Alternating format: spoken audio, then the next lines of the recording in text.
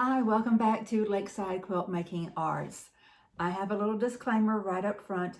This video is going to go out without any editing. I'm going to try to cut it. I'm going to have to cut it all in one clip and then upload it. I'm trying to get out of town first thing in the morning and I have to pack today, but I want you to have videos for the entirety of this week. So I'm just going to get this one shot and then I'll upload it without editing, assuming I don't make a big blunder of this. We'll see. Now the pressure is on. Again, this is Lakeside Quilt Making Arts. Thank you for being here. I am Dawn at the lake, so that's why you see Dawn at the lake on the YouTube channel. This is a Learn With Me vlog type video channel, and I'm being very vulnerable, and I'm excited to have people invited into this community with me who can help to train me and teach me, and others who may come in that are beginners, or we just create a community of just, openness of sharing techniques and tips, and that kind of excites me as much as the quilting does. Just being part of a community and helping each other is a really cool thing. So this is what day? This is Thursday that you're seeing this. So this is therapy day, Thursday therapy day. And this is my therapy quilt. It is the quilt that I will work on regardless of if it's this one or some other one in the future. When I finally get done with this one, it'll be something else. But Thursdays are when I will be working on a quilt that exercises my creative muscles.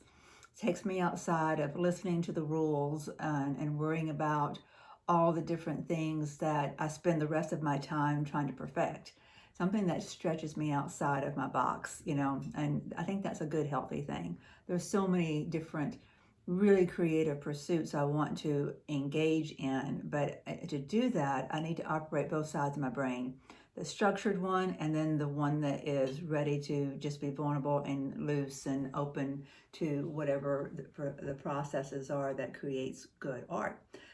Not that the quilts that we all produce that are very strictly following rules, those are art as well. I'm not saying they're not at all. I love all quilts, pretty much all. Okay, so what am I here to talk about? I am here to talk about the Mars quilt, the Boldly Go quilt. And I'm going to keep this very short because, like I said, I'm trying to get out of town.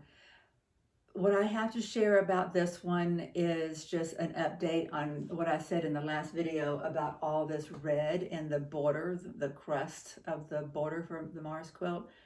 I jokingly said, hey, if any of you have low blood pressure, I can help you out. You see all this red fabric? It's not been pre-washed. Now, if that doesn't raise your blood pressure, I don't know what will. I don't know what I was thinking, honestly. I really don't. I am really good about doing those kinds of things, making sure that I pre-wash my fabrics, except for two occasions. This red fabric, which is, the one you really should pre-wash, and all the shirts that I'm using for the Moda blockhead. I just assumed they had been washed at the store, or pre-washed before being sold at the store, but I'd forgotten that some were not used shirts. Some are actually retail shirts, so they had sizing and things like that on them, and no telling them what. So I ended up having an iron issue because of that. Well, when I washed these shirts, one of the shirts that I had already pre-cut, had raw edges. So I didn't want to throw that into the washer along with all the others, so it would just fray itself to death. So I soaked it in soapy water in my sink. And man, this is just a shirt, right? It bled off so much blue ink, and I did that 2 or 3 different times and let it soak and rinse soak for a period of time, like 3 different times before all that blue ink was just dissipated. So then I started thinking, okay, Dawn, you're going to have that problem with this. So this is what I'm going to do. When I get all of the red sewn together, before I attach it to all this color, and I know this may make it shrink up and then I'll have to add more fabric to it. That's fine. I'm okay with that. But I don't want to risk putting it all together and then washing it, because I like the vibrancy of all these yellows and greens and the blue that you can barely see on screen here. I like the vibrancy of that. And even though I could get creative and say, well, if the red haze comes over all of this because this dye is bled onto it, well, that's just Mars for you. I don't want to make any excuses. So when it gets time and I get all this put together, I will soak it in detergent water and just mildly agitate it with my hand. Let it soak for a long period of time, rinse and soak, rinse and soak, rinse and soak before I attach it to this. So I do have a game plan.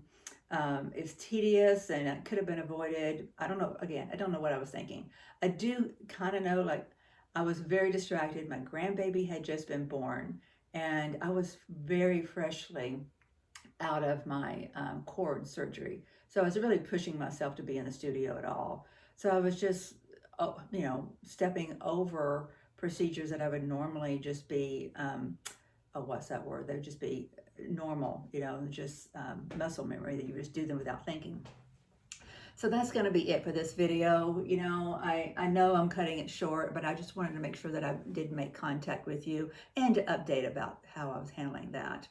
I hope that I hope that you are having a beautiful day and that your week has gone splendidly. Tomorrow I'll be putting up the video, hopefully, if all goes well, because that part will be done while I'm in Charleston.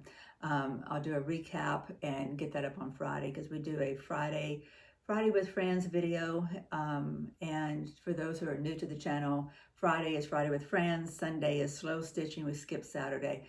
Monday is Motor Monday, Tuesday is a Tech Talk, and Wednesday is a Comfort in the Waiting, which is what I normally have on the design board. Is over here to my left. Right now, it's got the Moda.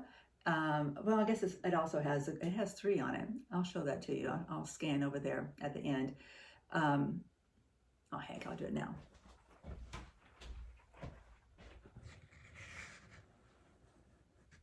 So this is the Quilt Shows block of the month, and I'm working on block 2, which is all that is in a kit that's traveling with me.